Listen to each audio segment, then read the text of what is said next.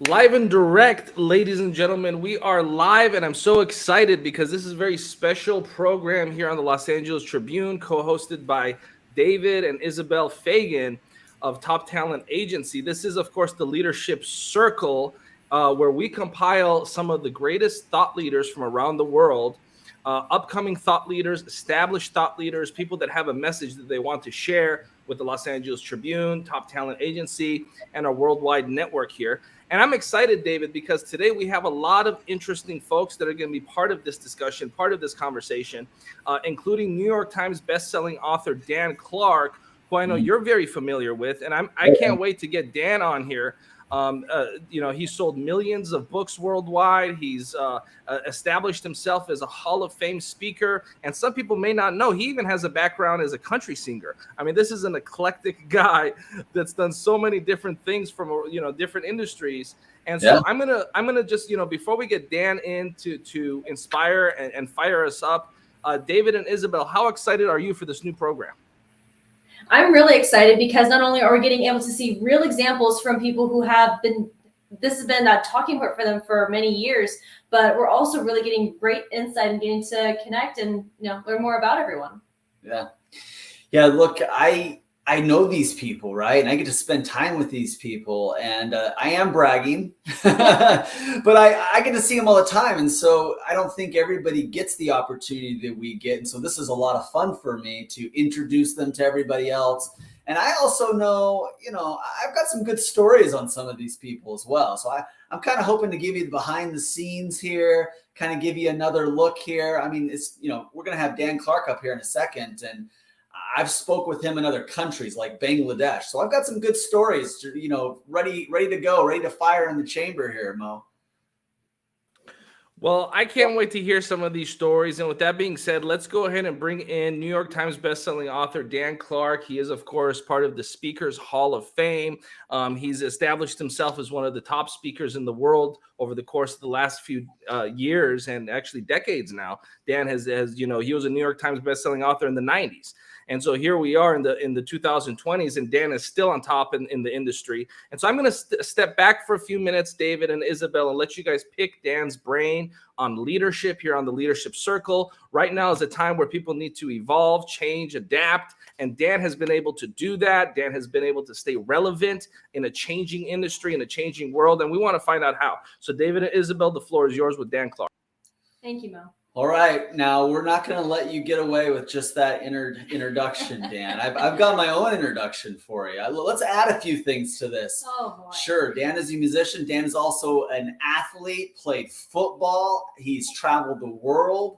He's been right alongside people like Michael Jordan. He's got a great interview with Larry King. Larry King is like introducing you to Dan Clark. I mean, the list of names and the companies, everything from Harley Davidson to tech companies to bank companies, they've all brought in Dan Clark to be a speaker. About 4 or 5 years ago, me and Dan were in Bangladesh speaking at a financial conference.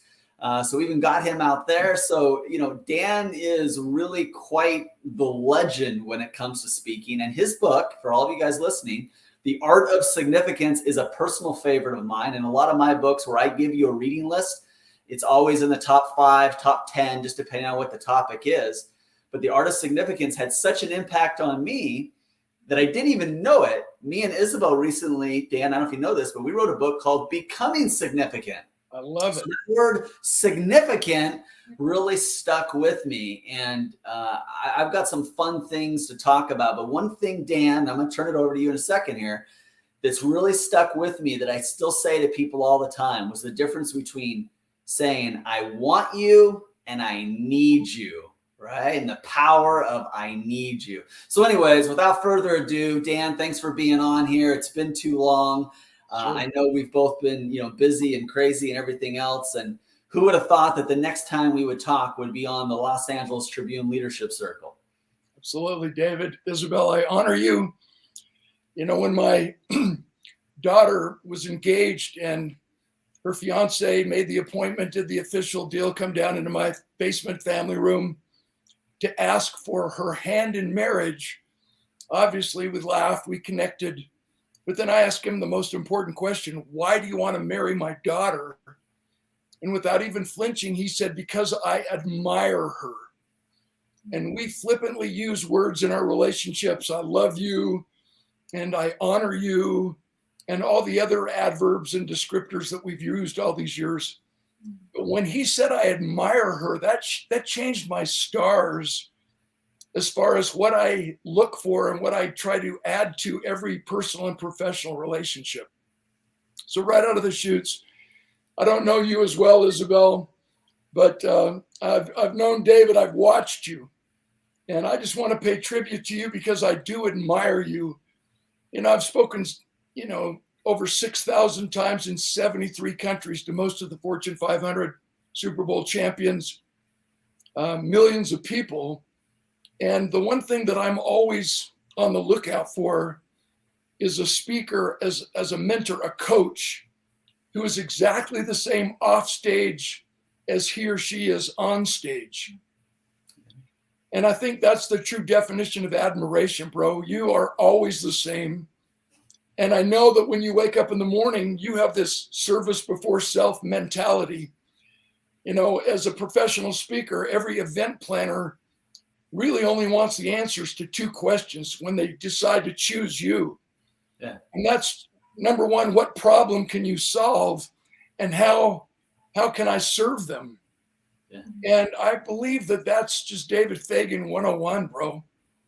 And when you mentioned that the last time we saw each other was in Bangladesh, I still have two dear friends that I met on that trip that I would have not met had you not twisted my arm and used your amazing persuasive charm to get me to hop on a plane and fly across the world and land in a city where 10 people had been murdered a week before by some terrorists right across the street from our hotel.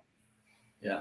And I only bring that detail up because, we've been taught by Jim Rohn our whole lives. We become the average of the 5 people we associate with the most, which means we must be willing to pay any price and travel any distance to associate with extraordinary human beings, even online, Los Angeles Tribune Leadership Circle. And had I not put that so-called fear or trepidation aside and trusted you as a friend and as a business colleague, as an international guru, I wouldn't have these friendships that I have, and that I will continually have. So anyone watching this program, I challenge all of you to engage David Fagan, to engage Isabel, to engage Mo Rock, to engage every person that will follow me, who will follow me today, and do whatever we have to do to sign up for your coaching, to sign up for your courses, because the motivation behind you creating these is so pure, it's so righteous, it's so online. And using a lyric from one of my songs, if I want to epitomize you, Fagan, it's everybody leaves saying, I like me best when I'm with you, I want to see you again. I like me best when I'm with you, I want to see you again. Yeah. Well, if I could just, kind of pontificate for a moment about what I believe about leadership and just tie it right into how Mo Rock emphasized my connection to country music and how you brought that up. I don't know if anybody watching is a musician, but whenever I ask an audience how many notes are there in music, they usually answer 7 notes in music. And I wish I was downstairs in my recording studio because I could actually demonstrate it on my piano. But most people say 7 notes in music because they only focus on the major notes and count A, B, C, D, E, F, G. Contraire, mon frère. In the year 1685, a very famous music composer of Western Europe decides he wants more options. And he's the guy that put the black keys on the piano. So if you look at the 88 keys on a keyboard, there's 7 white notes and 5 black notes, major notes and minor notes. And they are 12 notes in music. And they repeat themselves every 12 notes down that keyboard, which was what we call an octave. What does that have to do with leadership? What does it have to do with Fagan as the ultimate coach, the mentor, the teacher? What does that have to do with my services as a keynote speaker, leadership, team building, culture creator, everything? Every song ever written was written with the same 12 notes. Do you know that? The only difference between one song and another song is the order in which the 12 notes fall and the timing and spacing in between the notes. So like I said, I wish I was at my piano. I could play a Rachmaninoff piano concerto using all 88 keys on the piano, play a little Wynton Marsalis smooth jazz. I'm a rhythm and blues guitar player. We could play a little B.B. King, a little Stevie Ray Vaughan. We could play a country ballad like My Wife Ran Off With My Best Friend and I'm Going to Miss Him Dearly. I love country music. Some of you would love my hits. Had I shot you when I met you, I'd be out of jail by now. Or a song inspired by my junior prom date. How can I miss you if you won't go away? Yeah, I'm a great songwriter. But here's my point, the question for leadership, which is the transference of trust. The question for team building, for coaching, for mentoring, for sales, the definition of the transference of trust. The question is, what's the difference between a hit songwriter and a lousy songwriter? They have access to the same information, the same 12 notes. What's the difference between a great leader and a lousy leader? One that thinks it's about him, when in reality, it's got to be always about the audience, always about our employees, always about our clients and customers. Seek to bless, not impress. What's the difference between a great sales professional and a wannabe? The answer is the same. The difference between a hit songwriter and a lousy songwriter is passion, creativity, and imagination. So the next time someone says you got to think outside the lines, you got to think outside the box, join Fagan and I in the back of the room who always ask, what if the answers are still in the box? What you're famous for, David, is extracting from us our stories to write a book. Yeah. Extracting from us what we already know and then finally tuning it to take ourselves to the next level, because only when we do can we expect others to follow suit. You know, the purpose of a leader is to grow more leaders who believe what you believe, not generate more followers.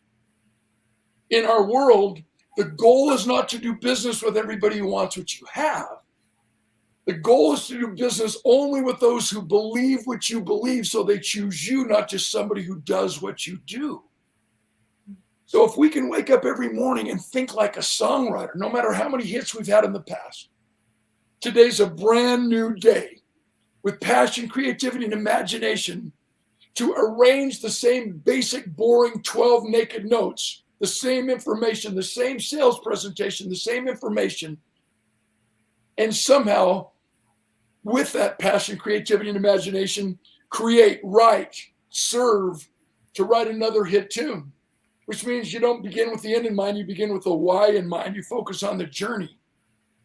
It's so critically important that I add to this little ramble before you ask me another question, that's the solution to resiliency. It's the solution to pivoting out of COVID. It's the solution to getting back up and going again and always adapting to change. Dispelling the myth of rejection in the world of sales. And why does that matter? In music, the goal for every songwriter and musician, recording artist, is to have a platinum selling song or a platinum selling record, which means we sell 1 million copies. And I've written hundreds and hundreds of songs that are so pathetic, I wouldn't even share them with my own mother. But luckily, I've had a few gifts. I've had some gold records. And what keeps us rolling, what keeps us fired up and continuously being true to ourselves, never selling our souls, never selling out, being you, you're going to make a lousy somebody else. What keeps us focused on being the best version of ourselves is the reality that there are 300 million people in America. You can literally piss off 299 million and still go platinum. Be true to you, be true to your message, be true to your soul. And that's why it's such an honor to team up with you, Fagan. You have never let me down. You have always followed that North Star saying, wait a minute, what can I learn? What can I share to make everybody else around me better, to help them get their story into the world in a book, to help them get their program out into the world in a sales course. I love you, bro. I honor you. But more importantly, dude, I admire you and appreciate the opportunity to share the platform with you anytime, anywhere, hopefully never in Bangladesh again. Wow, I wasn't ready for this, but this was officially the easiest interview we've ever done. I think so. I think Dan, I think we're good. Thanks for coming. Speaking of flying to great places, now you haven't quite been in space, but you've left the Earth's atmosphere. Like I've seen some interesting pictures of you in a plane. And bottom line, you've just sought out some amazing experiences in life, which makes me feel like just another key to your leadership. But share a few of those experiences, starting with you in flight. Like you've done a lot with the military. What did you do there? Well, I'm in my library in my house. It's my man cave. And anybody who knows what the military coin tradition is, I have literally hundreds and hundreds of coins. And I've flown all the fighter jets and all the bombers in the Air Force. If you've gone to Maverick Top Gun, that's an F-18. I've flown the F-18. I've taken off and landed on the USS Harry S. Truman aircraft carrier in the Persian Gulf. I've done the air show with the Thunderbirds. And because I've never been in a military uniform, because I've never been in the military, everyone asks me, how in the world did I pull off all of these opportunities to go Mach 2, catch 9.4 Gs, and soar to the edge of space in a U-2 reconnaissance aircraft? The answer to your point and to our message today, David, is service before self. I've given over 350 free speeches to the military. I've been downrange 8 times, Iraq, Afghanistan, firing up our troops, taking them through my leadership courses, team building. And it's so critically important that we understand that when we have a focus on service before self, karma's a real deal. What goes around comes around. So to your point, I've flown the B-2 bomber, the stealth bomber out of Whiteman Air Force Base. I've flown the B-1 bomber. You know, I carried the Olympic torch. I was on the Olympic committee. You can see the torch right here to this side of me on the screen. Let me just focus in on YouTube. So you can go to YouTube and Google Dan Clark U-2 spy plane and watch a 15-minute documentary. I had to dumb it down because it's a classified mission. But now we're on the Los Angeles Tribune show. Let me come clean. October 23rd, I had the rare opportunity to soar to the edge of space in a U-2 reconnaissance aircraft. Because it's a classified mission, I can only tell you that at 70,000 feet, you see 2/3 of the state of California. At 80,000 feet, you see mapped outlines of America. And at 90,000 feet, over 17 miles above the Earth's surface, you actually feel like you can reach out and touch the face of God. It was a spiritual experience I wish everyone could have. So for 5 hours, I sat in the sounds of silence, looking at the curvature of the Earth. You can see the reflection in my space helmet when you Google the 15-minute documentary, or go to my website, danclark.com. You can check it out. For 5 hours, I witnessed the curvature of the Earth. I gazed into the endless blackness of the universe, pondering eternity and my place in it. And in that environment, we learn what is so critically important about signing up for courses and leaving our environment, getting out of our kiosks, leaving our offices, traveling wherever we need to go to associate with people like you, Fagan. For them to sign up for my public speaking boot camps and my story selling masterclasses, whatever we can do in a mastermind setting, whatever you offer, whatever your latest offer is, Fagan, we all need to be there. Because by getting out of our environment, we're exposing ourselves to a different environment that will trigger more passion, creativity, and imagination. But how about passive curiosity? How about childlike wonderment? How about spiritual questions like, are we more than mere mortal beings living on a small planet for a short season?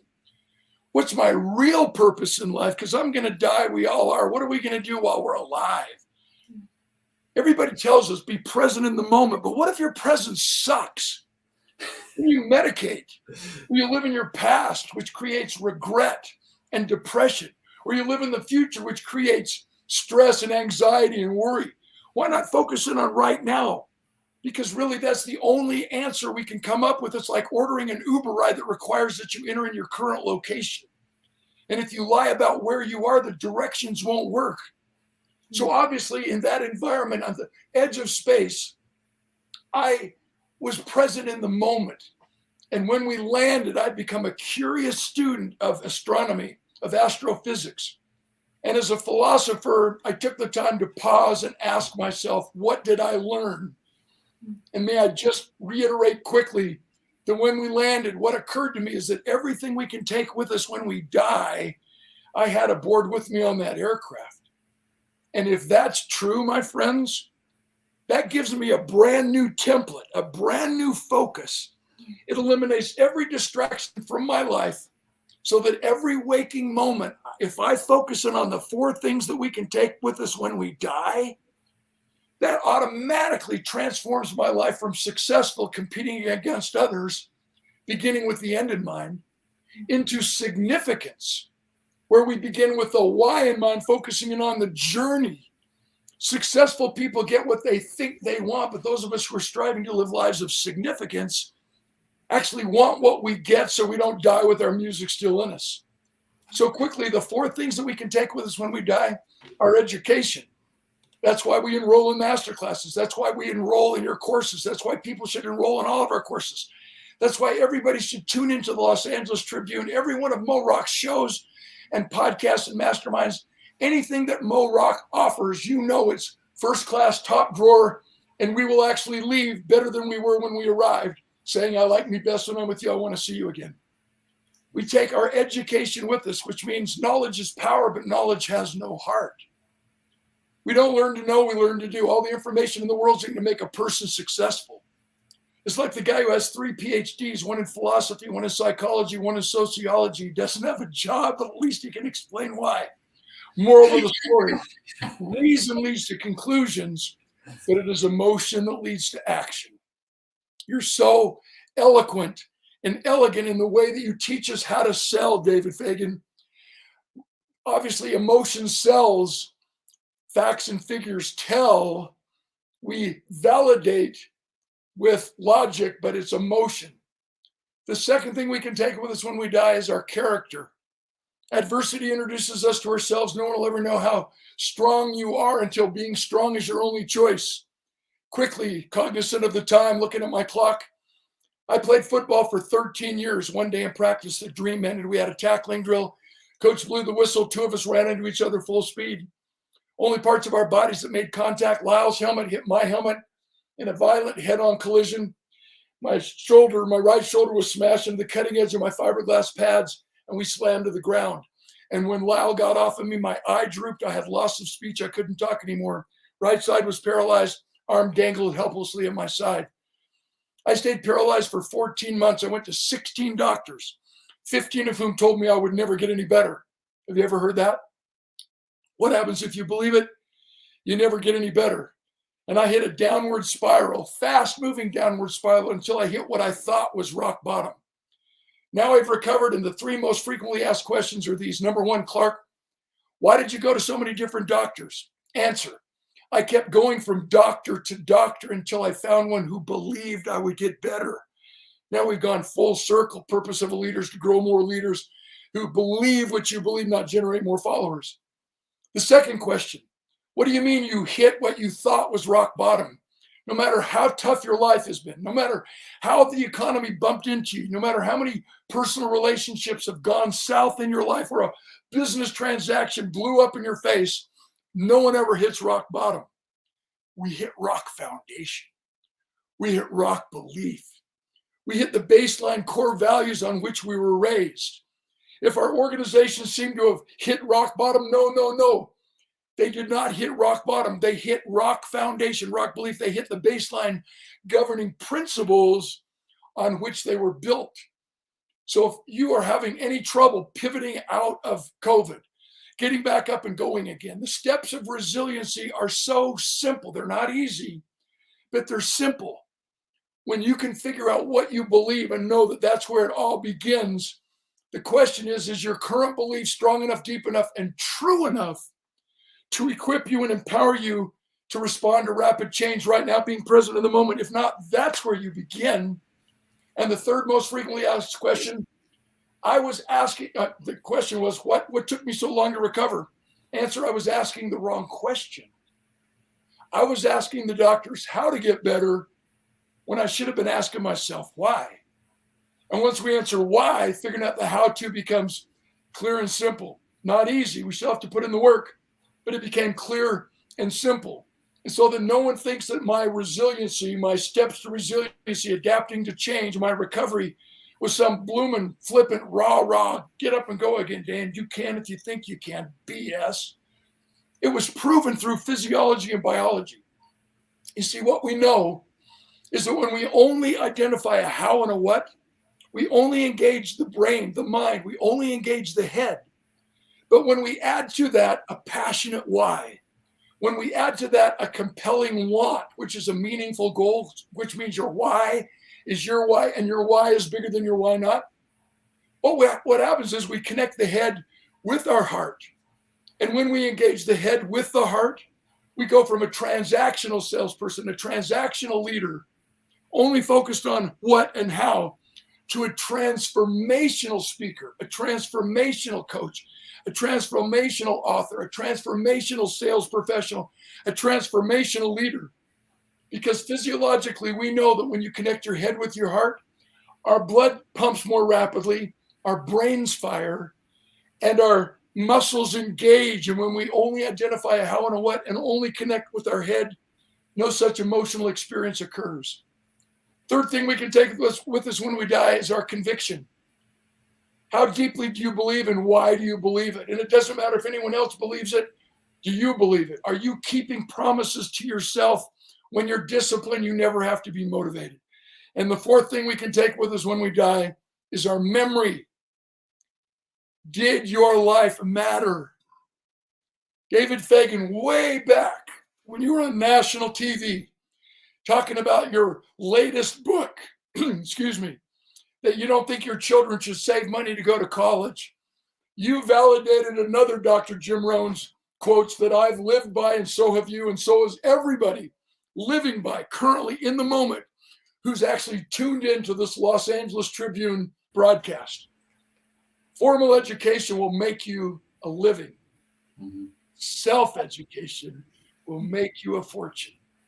So the memories that we take with us when we die need to be created right now, every day, knowing one last thing, and I'll turn it back to you. We must all, in every generation, millennials and baby boomers like me, everybody in between, we must appreciate and admire the sanctity of time. Here's the quote and the last little teeny quick story. Today, you've never been this old before. And today, you'll never be this young again. So right now matters, and every right now matters, which means no matter what your past has been, you have a spotless future, which means you can't always control what happens, but you can always control what happens next. Are you with me? So here's my question. Do you believe that you can tune off this Mo Rock broadcast and be different than you've ever been?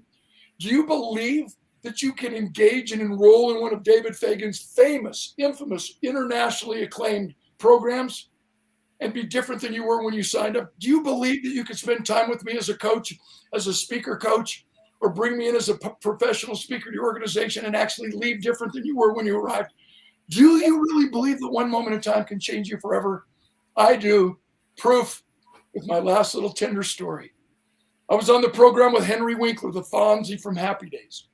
Clearly one of the funniest guys I've ever met. Started in a 1970s television sitcom called Happy Days. He played the coolest guy who ever lived, the Fonzie. Hey, whoa.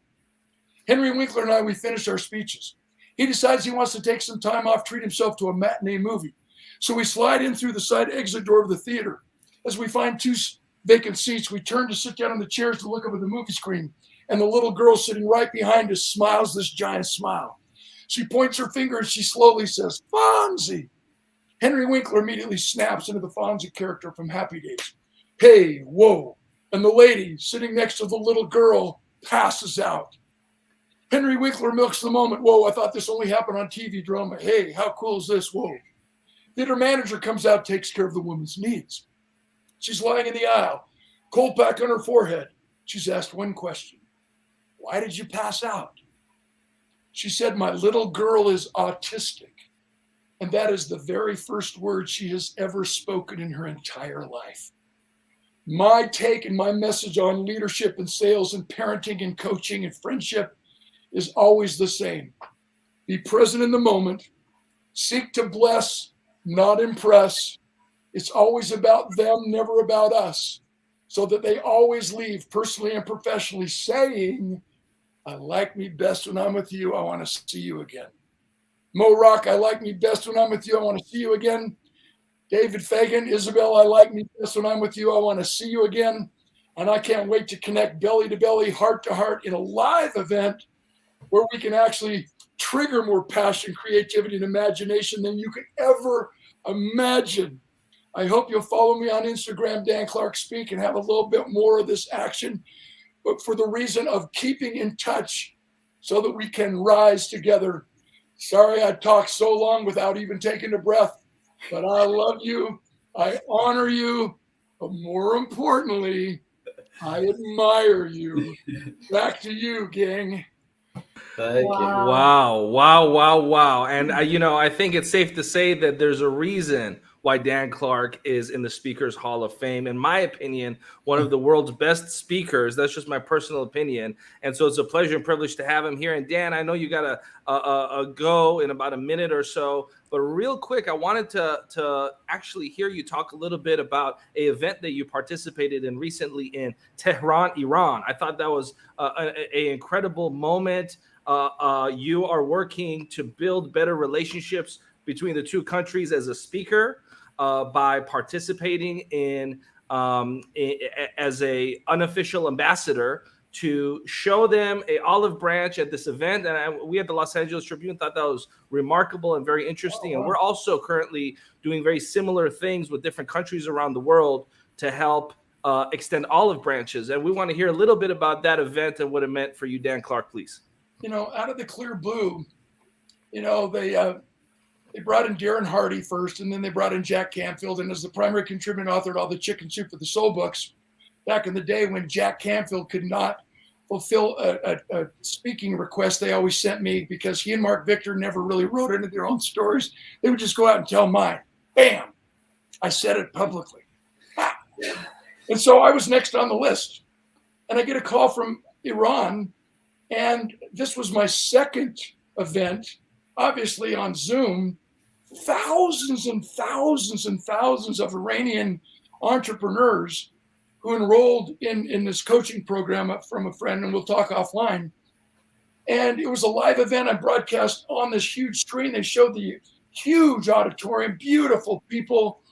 And to tie it into my experience at 17 and a half miles above the Earth's surface, same God who made you made me too. It's so critically important that we start looking at the globe not as a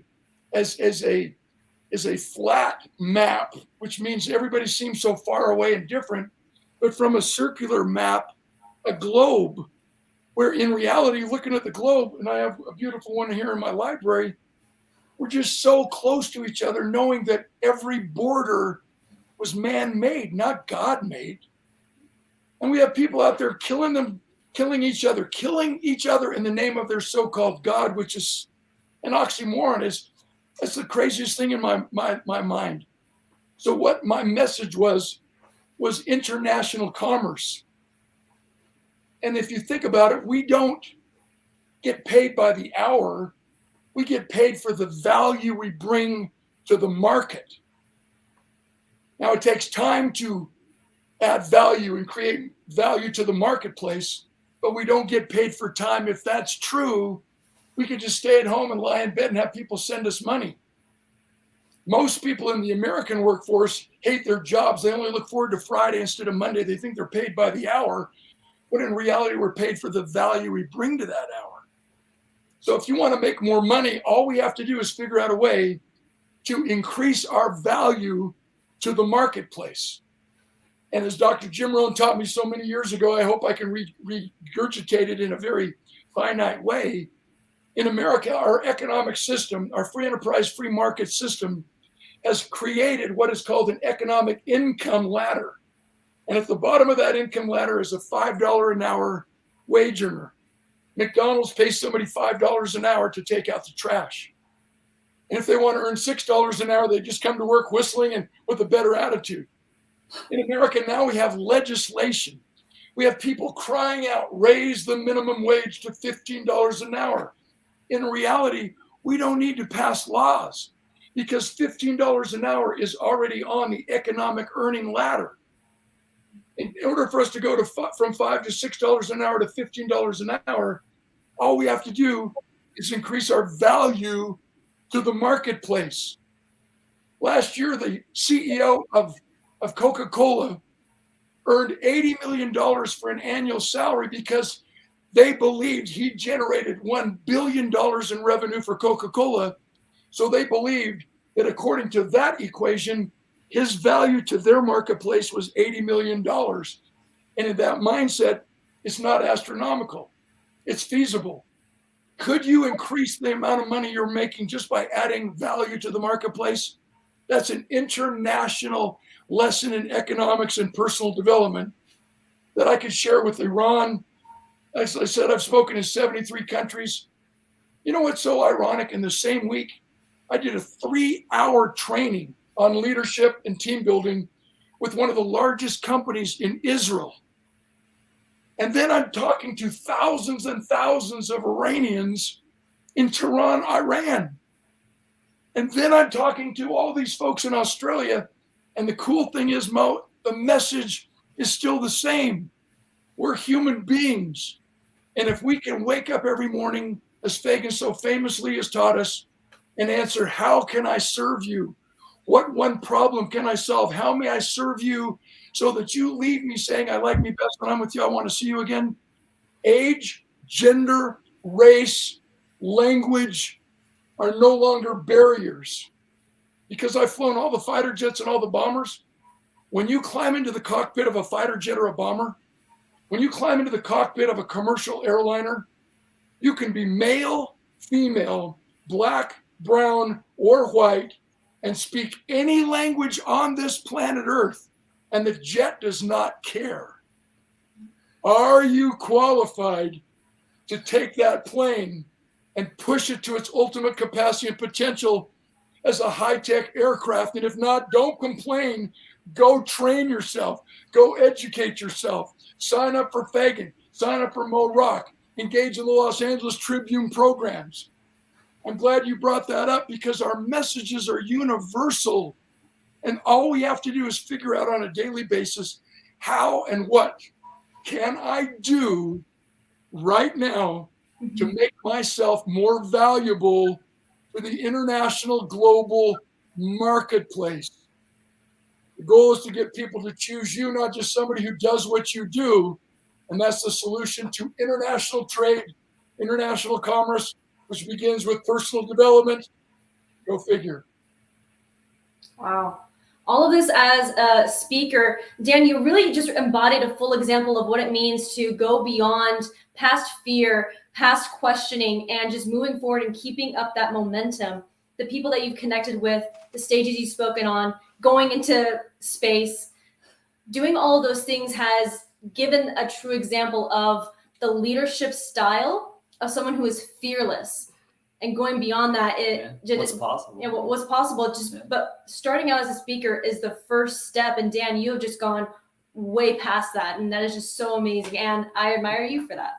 Thanks, Isabel. Thanks, David. Thanks, Mo. And I know we're about to end, and I just want to thank you again, Dan. And I see right behind you is an American flag, and to me, the principles that were just expressed embody what it means to be an American: self-reliance, responsibility, and being all-inclusive, and embracing all human beings on the planet to share those values of responsibility and self-reliance. New York Times bestselling author Dan Clark, thank you. And if you enjoyed Dan Clark, remember that he is going to be one of the premier speakers at the upcoming Neuroscience Summit, where he will be speaking about the science of success. Dan Clark, thank you once again. And I'm so excited now. Excited now. Go ahead, Dan, please. I love you. I admire you. And I can't let go of that word. It's so different. And it epitomizes what you were saying, the difference between I want you. Let's add to that. Everybody knows that they're liked. Most of us know that we're loved. But if we don't believe we're needed, why hang around? And to your point, Mo, because of the nature of the society in which we live, which most of us have helped create, we can't afford to wait for somebody to tell us or show us that we are needed. it might not ever happen. So we must do something on a daily basis to prove to ourselves that we are needed. So the kicker word in leadership, the kicker word in resiliency, the kicker word in friendship and love is to participate more, get involved. If you don't feel like you're needed at home, participate more, get involved. If you don't feel like you're needed in your school or in your children's schools, participate more, get involved. If you don't feel like you're needed in our community or in our country, in our world, participate more, get involved. And together we definitely will rise and heal America, bring peace on earth, and heal the world. It's really that simple. When everybody says, oh, it can't be that simple, yes, it is. If we'll just take action and do what we can right now. And that's what this amazing program, that's what every one of your amazing programs, Mo, is about. It's an honor to team up with you. Thanks for thinking of me. Love you. I admire all three of you. Thank you. And with that, we're going to take a short break and come back with a new lineup of expert speakers to wrap up the second half. Dan Clark, ladies and gentlemen.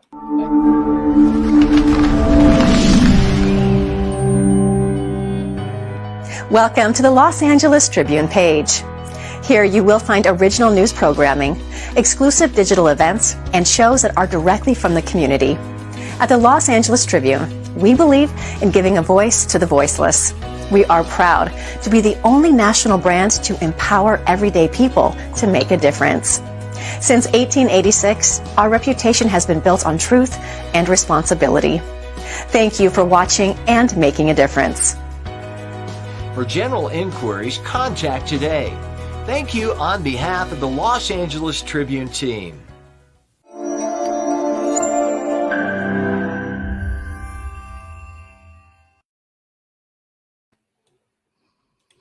All right, and if you're watching, the program is not ending now. I know there might be some confusion, but we're only at the halfway mark because we're about to roll in with a group of real incredible, powerful leaders. And I'm going to let David and Isabel do the honors of engaging for the next few minutes with this remarkable set of leaders that are each doing something incredible in their own right. Danella, Joy, Jasmine. I mean, I don't want to take up too much airtime from David and Isabel. This is their program, but I just want to say that it's an honor to be able to sit back for a few minutes, listen, and take notes. And with that, I just want to give it back to David and Isabel, hear what they have to say about the program thus far and how we're going to close out the second half, please. Well, how does it feel to have Dan Clark as your opening act? You just add that to your resume, add that to your bio. What kind of speaker are you? Well, let me just put it this way. Dan Clark opens for me. I follow Dan Clark. So, yeah, we set the bar kind of high there, or at least he set the bar kind of high there. Let me kind of go around here. Joy Willett, longtime friend, client, had the opportunity and privilege to help publish her book, I Am Joy. She is an expert in NLP, even won an award for that. She puts on her own events. She has a very diverse background as an entrepreneur. A lot of people seek her out. I know there's been times in my life where, I've sat down with her and like, Joy, tell me what you think. Give me your insights. So we've got Joy that we'll be speaking with today. We got Danella Burnett, also a longtime friend and client, and got to be a part of, the branding process and a lot of her projects, and honored to help, work with some of her speakers. She refers us people. We refer her people. We just worked together on the Love event. So she's another great fit in addition to the show where we're going to dive into leadership a little bit more. Jasmine, a little bit new to our world, but kind of a rising star. If I was going to buy stock and a person was stock, I'd buy stock in Jasmine. The stock is on the rise. It's only going up here. So if there's a way to buy stock in Jasmine, you're gonna want to do that. Very successful organization, making a lot of investments out there, being a part of everything, putting in the work. We're always looking for massive action takers, and that's what Jasmine, and she's just out there taking action. So thank you to all three of you for being here with us today. This is for all of you guys watching at home. You're listening to a series that's really leading up to the Neuroscience Summit. There's going to be the Neuroscience Summit that's coming up in October, just a little bit more than a month away. Joe Vitale, Michael Beckwith, Marie Diamond. I mean, we've got some really great people. Oprah's neuroscientist. Mark Waldman, Andy Newberg. We've got some really amazing people, and the list goes on, and that lineup is still being finalized. But Sharon Lecter and Doria Cordova, and a lot of the people here on with us today are a part of that. Dan Clark will be a part of that. So this is a series kind of leading up to that, and we're not going to talk about the same things. But one of the things that we did want to talk about is talk a little bit about the connection between leadership and being a successful entrepreneur. Can you be a profitable entrepreneur without being a great leader? Is it a requirement to be a really good leader, to be a very profitable and effective entrepreneur? We'll go to you, Joy, first. What do you think? Well, gosh, I would say that you have to be a leader of yourself first and know who you are before you can actually bring whatever you're bringing to the public, to your niche and your value. You have to know who you are. You have to have overcome your own odds, and yes, you have to be a leader in yourself. It doesn't mean that you're leading other people. However, I believe in frequency, and we're all individual frequencies and have our own vibration, and so we are all leaders in who we are. And if we're going to believe in ourselves, we have to believe in ourselves in order to be a successful entrepreneur. We have to have that, our own light shining, so that we can attract those who are going to come to us for whatever we're sharing and carrying out. I know there's a lot of people watching right now that have similar beliefs to you. So you're you're definitely preaching to the choir. I can see the comments on that. Danelle, let's throw that over to you. What's the connection between leadership and entrepreneurship? And do you have to be a good leader to be a profitable entrepreneur? I think that you do. And I work with a lot of speakers and a lot of people who are sometimes newer in their business. And when you hear entrepreneurship, and sometimes you think of it being a solo journey, that's not really the entrepreneur that's going to make a huge impact in the world. I mean, you might push that bubble out a little bit, but in order to really take a message in a big way, impact people, have influence, make income for yourself as well as those you bring along with you, you do need to have leadership, or you do stay small. And a message that's really meant to get out into the world and help and serve. And Dan was just talking about, serving other people being at the foremost. If you don't have that leadership in you, if you don't work on that leadership, if you don't bring people along with you, you really don't have a choice but to stay small. And that's really a disservice to the service that you want to give. So I do think that leadership is a very big part of it. And people may step into entrepreneurship without a lot of that leadership. They may step into it with the passion, but I think those that are really successful and sustaining and grow amazing businesses do take that leadership seriously. With that leadership coming in, you are making your presence felt, you're getting your name out there, but how is respect tied to leadership, and what are some ways that people can actually earn respect so they can come into that space and truly share their knowledge? There's a couple of ways. One is certainly your own merits. I mean, your own experience, your own value that you're bringing to, in my case, the stage or to an event. But the nice thing about speaking at events is you can also borrow the authority of other people. Part of getting on a stage like here, I mean, Dan Clark opened for me. I mean, there's a certain amount of authority, and, I can borrow that by being asked to be here and being part of this conversation. I may bring a small part to this conversation. I might bring a big part, but being part of the Los Angeles Tribune, being part of Top Talent Agency, being part of, an event like this, I can sometimes borrow the authority of others who forged that path ahead of me. Yeah. Jasmine, we want to give you a chance as well, but we want to talk a little bit more about respect, and that's something we kind of want to focus today on the leadership circle, and we'll probably focus on more later. but it's hard to be a good leader without people respecting you. You know, respect is also tied to influence. You know, influential people are typically respected in that area of the industry or that area of the world. You know, what are some of the things that come to mind when it comes to respect? Like, who do you respect and why? How does somebody earn respect? Are you asking me? Yeah, Jasmine, asking Yes. you. Then we're going to go to Joy.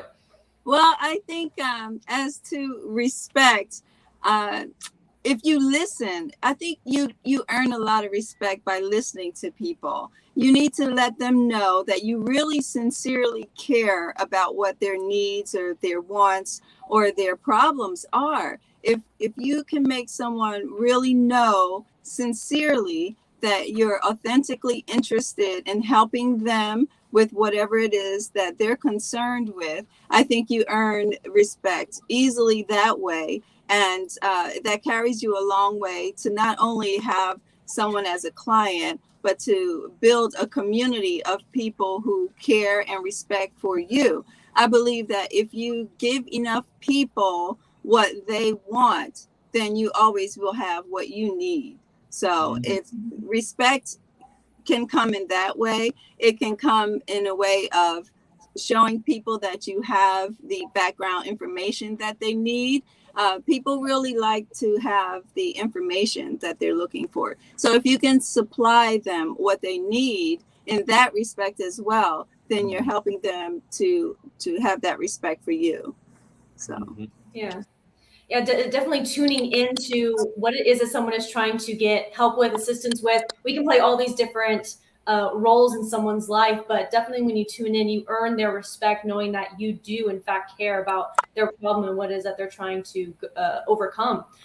Joy, I want to throw this question towards you as well. Is what, in your words, what are some ways that someone else can earn respect when stepping into a space besides tuning in and, you know, hearing really closely what it is that they're trying to work through? To earn respect from, say, a client or someone that, or just anyone. I mean, we never know who's going to become our client, especially when we're an entrepreneur. If you're out there just being genuine, having sincerity, listening, again, as Jasmine and I believe Daniela was saying, to really listen and hear, and respecting the, as we say in my trainings in the NLP world, the model of the world. You respect where they're coming from. You respect who they are, as Dan was saying. We're all the same here. Dan was just blew me away, by the way. He was amazing. Dan for president, by the way. Anyway, I really. And you earn the respect by showing your compassion. It doesn't necessarily mean that you're going to agree with someone all the time. However you agree maybe to disagree, you also earn respect from just your and your colleagues. You have to respect who you're working with and sharing maybe a stage or a platform with, that we recognize that we all have our level and our beautiful geniuses that we share, and we all have our gifts. I want to just say, in light of this being Queen Elizabeth's time of leaving the planet and her procession and all of that, whether you agree with the monarchy, whether you agree with whatever went on with her. I was raised with her in Canada, with her in my school, and with her singing God Save the Queen. And I was raised with the monarchy in forefront as a Canadian. And so there's a certain poignancy, and you have to go, well, look at the level of respect that she garnered. What was her secret? And besides being very almost neutral, but she had her own way where people are standing in line for 24 hours to just walk by her coffin and nod their heads. So that's respect. So if you can find your own secret sauce of what you do, and I think we'll use that. Yeah, there she is. Yeah. There she is. If you, this word that I find so overused, authenticity. However, it's one of the best words. If you are authentic in who you are, right, people are going to feel that. And I do believe you have to have a lot of compassion and be a good leader and to be respected. So there's all those combinations of, we're moving out of the rah-rah phase of, to be a leader, you have to be jumping all over the place. And now coming in to being able to bring in that, also that heart space. And therefore, people will respect you, they'll listen to you, and they'll acknowledge you for whatever purpose. Yeah. And I also want to share with the audience as well a few other ways that you can also find success in your space. One of them, being on time, showing up and really showing that you care about the space that you're trying to step into. It can be simple, can't it? It can. It's Let's take the easy ones off the table right now. You guys are so smart and wise and deep. Like, we're just going to throw out a few easy ones. Hey, show up, be on time. Another one, having high energy, being excited about what it is that you're talking about, because when you're engaged, they're engaged. And another one too, being prepared, knowing what it is that you want to talk about. Yeah. But when you tune in and hear what it is that someone is trying to go through, is what we were just talking about earlier. When you are prepared for all the different aspects and angles, you'll find success in every conversation that you have with someone, whether or not they become a client. If you are genuinely a servant leader, you will find success. And we know we got a lot of people watching too. Throw something in the comments. What's something that you can do to earn respect? What's something you can do to be a leader?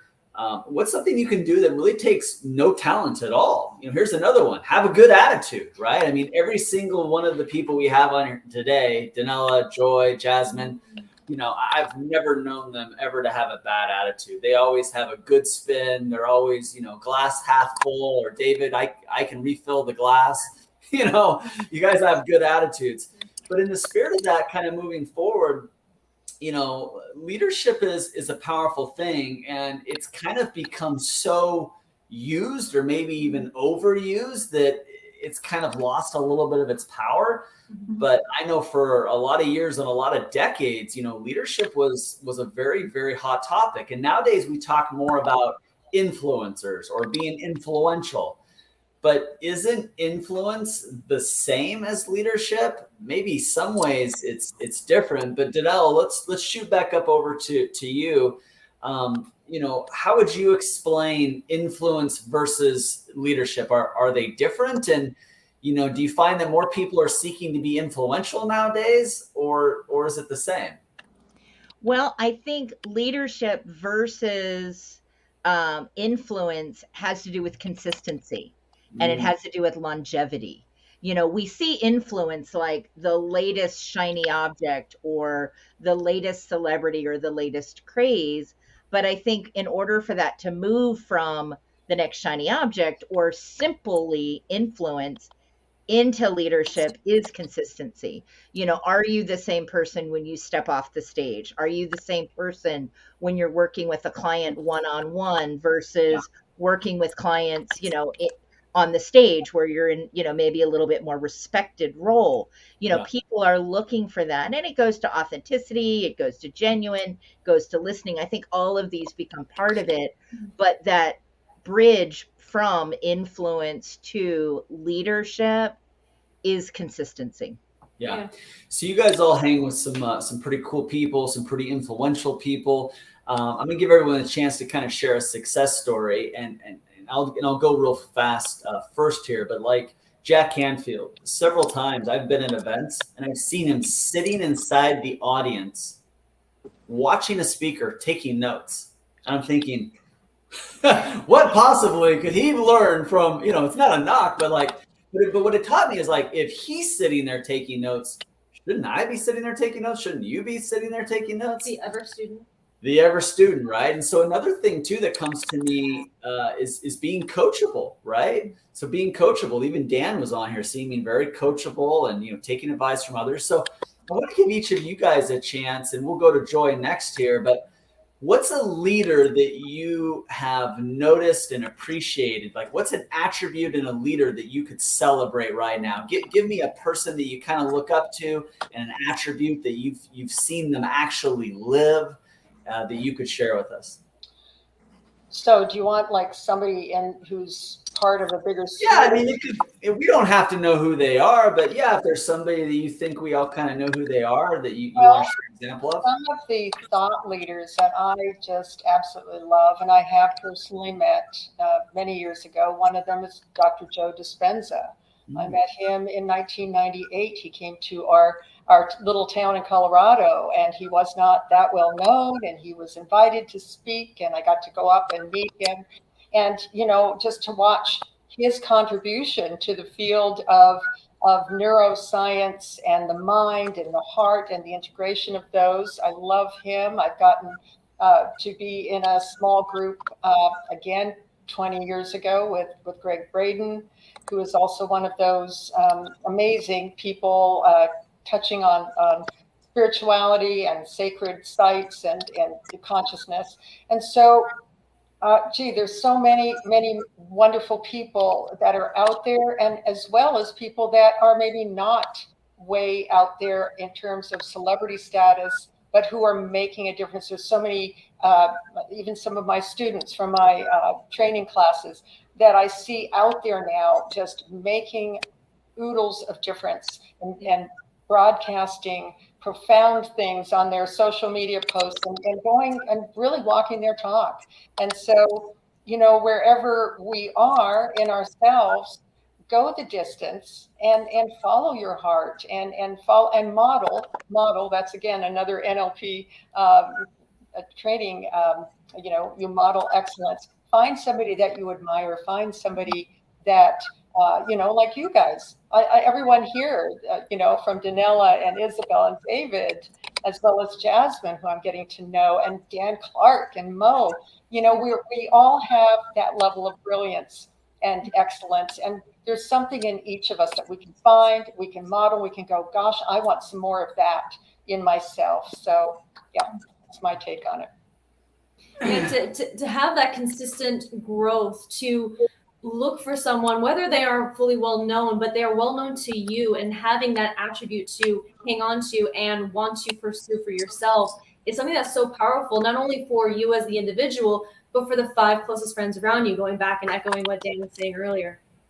Jasmine, I want to bring you up as well, because we're in this space and on this topic. We're talking about different leaders, well known, not known, but for attributes that they have that you admire in them, that you wish to echo. Do you have an example you'd like to share with us? I have definitely people who have come through my life who have been life changing. I want to say Mo Rock is phenomenal for me, because he was one of the He's first. already been used. You have to come up with something else. He's already been, that name's already been used. Well, then I was going to say First show, Mo's already got too much. I was also going to say you, because you're the word maestro. But if I'm being completely transparent, one of the most impactful people for me has been Les Brown. He has been one of my mentors. I had the pleasure of spending 2 days in a seminar with him, up close and personal. There were only maybe 10 people total, so I got to spend some real quality time with this man. And the one attribute that I absolutely love about him is that he can tell a story like nobody can. Mm-hmm. He will get his message through. He will teach you something. He will touch all the feelings. He'll make you cry. He'll make you laugh. He'll teach you that lesson. And he has more quotes than anyone I think I've ever met. You know, and one of my favorite ones from him is one that I do live by. And that says, if you fall down, try to land on your back, because if you can look up, you can get up. And it says perseverance. And I love that. That's Les Brown. Yeah, to be able to speak to an audience for many years and still be able to impact them, whether it is emotionally, viscerally, to be able to command them and make them feel the things that they want them to feel. Les has definitely dominated that space. So that's love Les. Good stuff. I got to be on a cruise with Les, and we've done a lot of things together. But one of the things that we joke around about as speakers is we say, we make up the best true stories all the time. We make up true stories. I love it. I see you there, Mo. I see you. I see you. Well, excuse me. I've been really just so honored to sit back and take notes and listen to these incredible thought leaders. And I'm going to ask the producer to go ahead and get the logo off of my face. Thank you. You know, we do have a surprise guest that's going to help us close. We only have about 5 to 10 minutes left on this program. And, you know, I don't know what he's doing. Looks like he's in the woods somewhere. So hopefully he's safe and sound. Of course, we're talking about Rex Syke, who we wanted to just give him an opportunity to come in and help us close this is out. like in baseball. This is like the pitcher. It's like the closer. This is the closer. We're getting relieved. Me and Isabel are getting relieved. We're bringing in the closer. You know, the pitch count's getting high with us. I always thought that the best job to have on a baseball team is the closer, because you get to just eat sunflower seeds, let everyone else do the work, and you come in and boom, you get all the glory. So that's what we're gonna do for Rex today. And look, his fans are already sending sending comments, and you know, it's incredible, Rex. You know, maybe we should have brought you in earlier. And I just want to acknowledge some folks in the virtual auditorium. Thank you for your valuable shares today. Starting with the leader within, we see the incredible Jennifer, who, of course, is a remarkable thought leader in her own right and has done a lot for this country. And so we want to thank some of the folks in the virtual auditorium, some of the friends and supporters. And we're going to give everyone the floor now, David and Isabel, so they can share their closing thoughts. Quick reminder, if you enjoyed listening to Joy, no pun intended, if you enjoyed listening to Dan, David, Isabel, you're about to hear from Rex. They are going to be a part of the upcoming Neuroscience Summit, which is much more than just neuroscience, but we're going to talk about the science of success, the science of wealth, the science of investing, the science of how to use the mind to create the different kinds of things in your world and in your life that you want. And so we have relationship experts, financial experts, mind science experts, New York Times bestselling authors. Michael Beckwith is a part of it. The great Dr. Joe Vitale, who's a great friend to the Los Angeles Tribune, is a part of it. And so make sure you mark your calendar October 20th to 23rd. You do not want to miss this. And of course, like all events here at the Los Angeles Tribune, it's offered as a community service to the public. And so we're waiving the usual fee that goes with a program like this, which could be up to thousands of dollars, because we believe that the world at large needs this material, and we want to reach different countries and different places around the world. The last event that we did reached over 25 countries, including places in the third world that usually do not have access to people like Joy or Michael Beckwith or Joe Vitale in this intimate of a setting. And so with that being said, we're going to go ahead and give everyone a couple minutes to close us out. Rex Sykes, if you need, I don't know why your lights are off, but maybe you can share that with us and just give us some opening and closing words on leadership. Rex Sykes, please. Yeah, well, the neuroscience event is not far from Halloween, and so I was getting into that spirit, getting the pumpkin head going in the dark and everything to be ready for that October event. I just got to say, it is so I'm so honored to be here in these last few moments, having listened to Dan and Joy and Isabel and David and I'm sorry, I drew out Danelle. Her name's kind of cut off at the bottom there, Jasmine. Yeah. No, but Danelle and Jasmine, it's an opportunity for people to go beyond what they typically know. One of the best things you can do in life is be skeptical, but open-minded and not cynical with a closed mind. So it's always good to be able to be exposed to new ideas and then to vet them, check them out, try them on and find out that, what the people are telling you works, because some does and some doesn't. But the people that were here today are giving you things that work. So keep an open mind, try the stuff on, and then use it in your own life to make your life even more marvelous, because you can. And I'm happy to be part of it. I'm happy to be part of the upcoming summit. It's how blessed we are to be surrounded by so many incredible people. who take their time, their energy, and effort to help make the world a better place. I want to thank David and Isabel for doing that, and for Mo Rock for doing that, and for partnering together to bring this especially important and significant event together, and to make it available for everybody. And then to have the lineup that you have is impressive, to say the least. So I'm excited, and know that inside you is a leader. Find that inner leader and bring it to the forefront and help make the world a much, much better place. With that, I'm Rex Sykes. I am complete, but I'm never done talking. All right. All right. Thank you, Rex. Danella, you're up. Oh my goodness, following Dan Clark and the amazing Rex Syke today. What an awesome day this has been. I wanted to just share that last question you'd asked, from the back right corner of the room, working with speakers and working with event hosts for so many years. I've got to see a lot of the good, the bad, and the ugly. And one of the things that I think people can take from this is, take the knowledge and your own experiences, and then apply some leadership and some work ethic to it.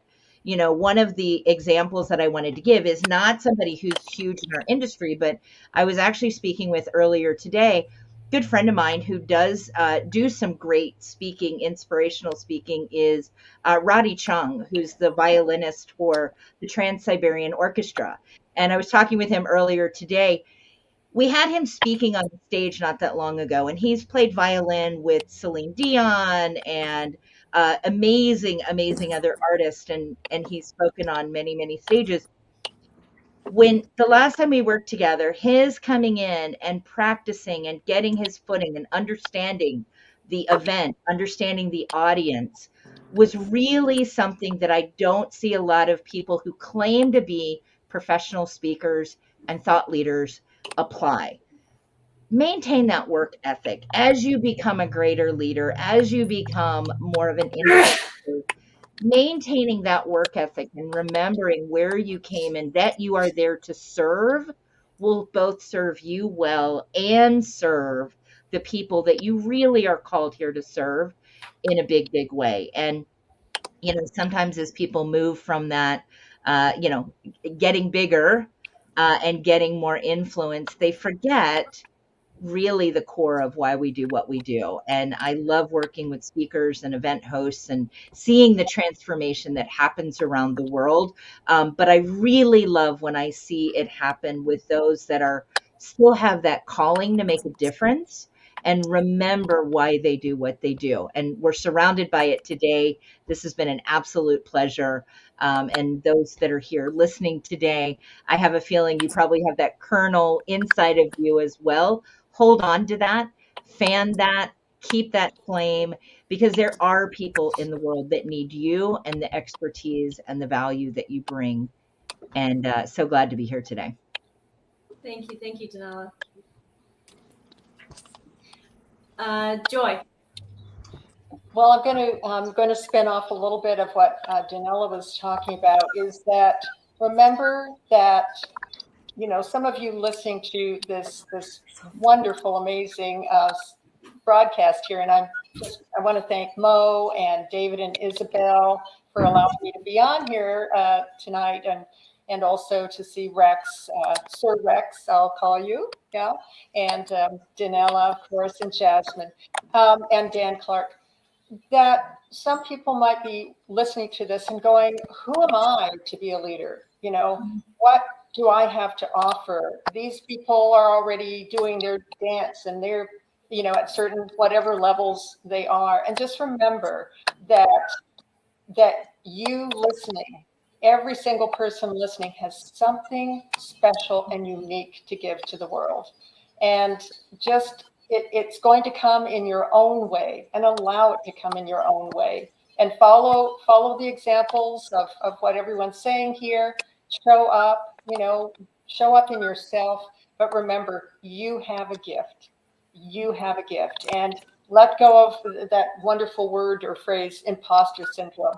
We're all just doing our dance, and these dances have been done by many others for centuries, but follow your own dance steps and just go out and shine and just have fun.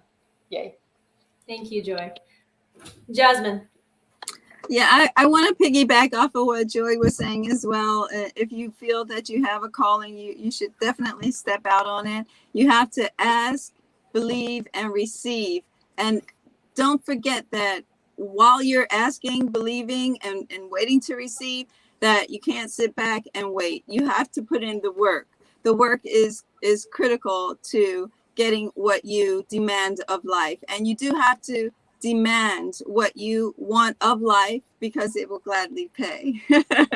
And the other thing I wanted to just mention was in the words of Earl Nightingale with the 16 laws of success, is that your mind is the only thing that you, most of us in any case, that you can completely have control over. So be sure to try to program the positive things in it. Forget all the negative things like fear and jealousy and envy and competition.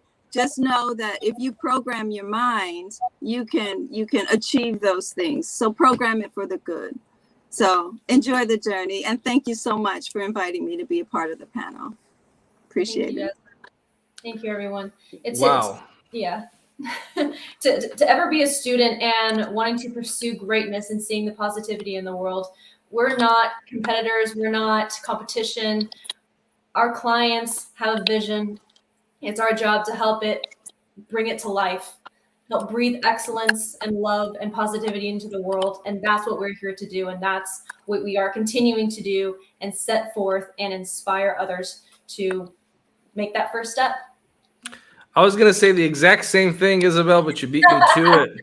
I know, right out of your mouth, though. I'm sorry. So thank you so much for that. And, this has been a remarkable treat. And I know a lot of the folks in the virtual auditorium have enjoyed it. And the Leadership Circle is really going to be an incredible program that's been a long time coming here on the Los Angeles Tribune, led by Top Talent Agency and the Leadership Circle, where there are going to be some incredible leaders that are going to be brought on, interviewed. And it's really more of an educational and transformational program than it is a talk show. Where David and Isabel are using this technology to create experiences that not only entertain but also uplift. So we're very excited about this new program. And yes, the next few sessions of it will be mainly focused on guests from the Neuroscience Summit, but it will continue after the fact. And so I'm really, I'm really excited about the Leadership Circle show. And folks, be sure to follow David and Isabel on social media and Top Talent Agency and Los Angeles Tribune, so you can find out when the next episode will be. I suspect it's going to be very soon. And with that being said, ladies and gentlemen, thank you on behalf of the Los Angeles Tribune. Until next time, remember to keep the faith. We want to thank everyone for watching and all of our speakers, and we'll see you next time.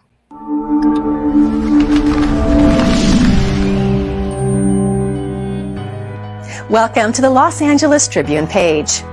Here you will find original news programming, exclusive digital events, and shows that are directly from the community. At the Los Angeles Tribune, we believe in giving a voice to the voiceless. We are proud to be the only national brand to empower everyday people to make a difference. Since 1886, our reputation has been built on truth and responsibility. Thank you for watching and making a difference. For general inquiries, contact today. Thank you on behalf of the Los Angeles Tribune team.